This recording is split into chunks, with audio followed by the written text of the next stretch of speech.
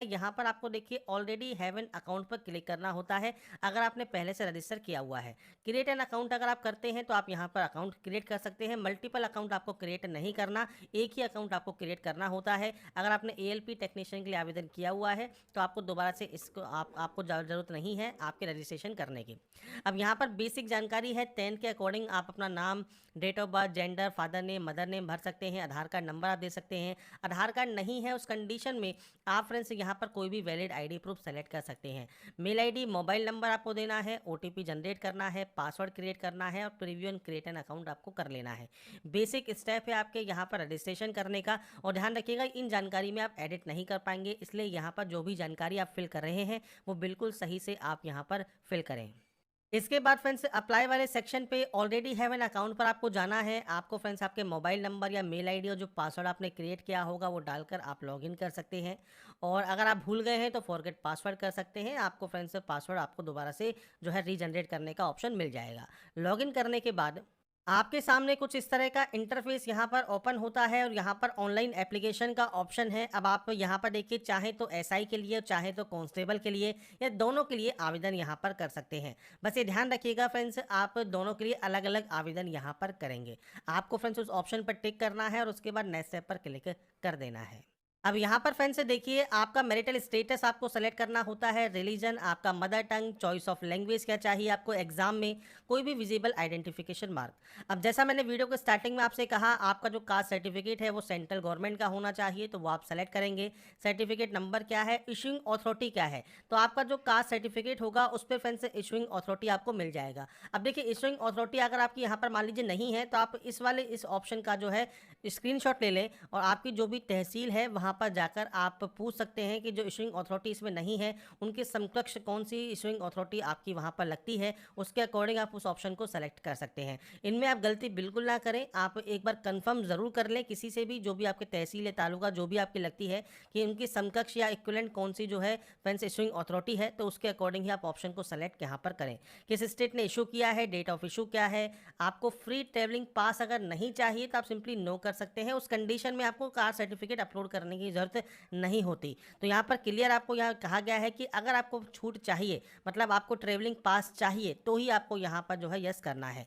ऐसे ही फ्रेंड्स अगर आप एसटी कैंडिडेट हैं तो आप एसटी भी कर सकते हैं और इसमें सेम इशूइंग अथॉरिटी वगैरह देना होगा। अगर आप छूट चाहते हैं मतलब ट्रेवलिंग पास चाहते हैं तो ही आपको कास्ट सर्टिफिकेट अपलोड करना है।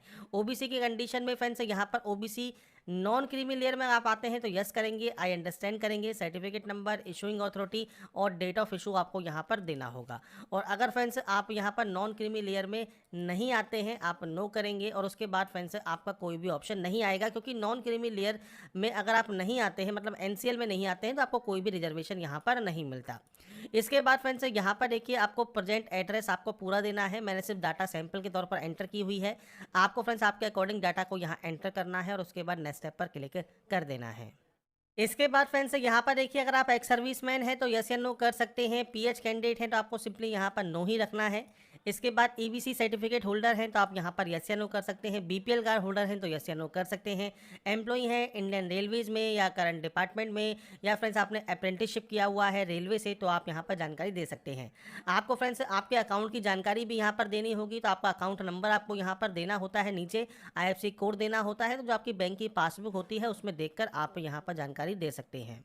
इसके बाद आता है क्वालिफिकेशन। अब देखिए सिर्फ कांस्टेबल के लिए आवेदन कर रहे हैं तो 10th की जानकारी आपको देनी होती है। अगर आप एसआई के लिए आवेदन कर रहे हैं तो 10th 12th डिग्री आप यहाँ पर जानकारी प्रोवाइड कर सकते हैं। यहाँ से ऑप्शन को सेलेक्ट करना है। आपको बेसिक जानकारी फिल करनी होती है, जैसे किस स्टेट से, किस डिस्ट्रिक्ट से, किस बोर्ड से आपने पास किया है, डेट ऑफ पासिंग क्या है, रोल नंबर क्या है। ऐसे ही 10+2 में आपको जानकारी प्रोवाइड करनी होती है। डिग्री में आपको जानकारी यहाँ पर प्रोवाइड करनी होती है। अगर आप सिर्फ कांस्टेबल के लिए आवेदन कर रहे हैं तो उसमें केवल 10वीं का ऑप्शन आएगा, तो 10वीं की जानकारी आपको यहाँ पर देनी होगी और उसके बाद नेक्स्ट स्टेप पर क्लिक करना होगा। इसके बाद फ्रेंड्स आपका आता है photograph and signature. Photograph and signature के लिए आपको यहाँ पर देखिए फोटोग्राफ अपलोड आपकी मान लीजिए नहीं हो रही है, तो यहाँ पर देखिए 30 से 70 केबी का साइज़ है, यहाँ पर भी 30 से 70 केबी का साइज़ है, अपलोड कर पाएंगे। तो फोटोग्राफ एंड सिग्नेचर अपलोड करने के बाद ही आप नेक्स्ट स्टेप पर क्लिक करेंगे।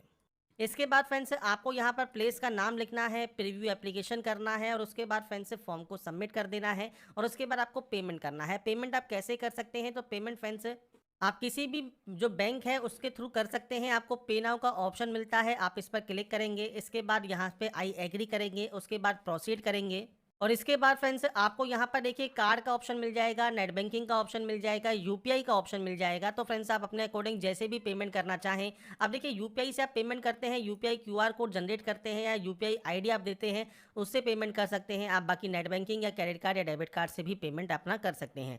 अभी ध्यान रखिएगा, जब आप पेमेंट यहाँ पर करते हैं और पेमेंट जब आप कंप्लीट कर लेते हैं, उसके बाद फ्रेंड्स यहाँ पर आपका पेमेंट अगर फ्रेंड्स यहाँ पर वेरीफाई नहीं होता है तो आपको फ्रेंड्स कम से कम 24 आवर्स वेट करना होगा। या फ्रेंड्स आप 5 से 6 घंटे बाद दोबारा से लॉगिन करके देखिए, अगर दोबारा पेमेंट मांगता है तो दोबारा से पेमेंट कर दीजिए।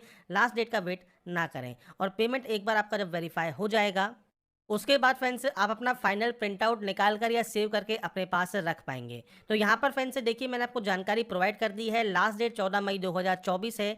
रात्रि 12 बजे से पहले आप फॉर्म को सबमिट करके पेमेंट करके कंप्लीट कर लें। और अगर मान लीजिए कोई गलती आपकी रह जाती है तो 15 मई 2024 से जैसे ही इसका लिंक एक्टिवेट होगा आप इसमें एडिट कर पाएंगे 24 मई 2024 तक।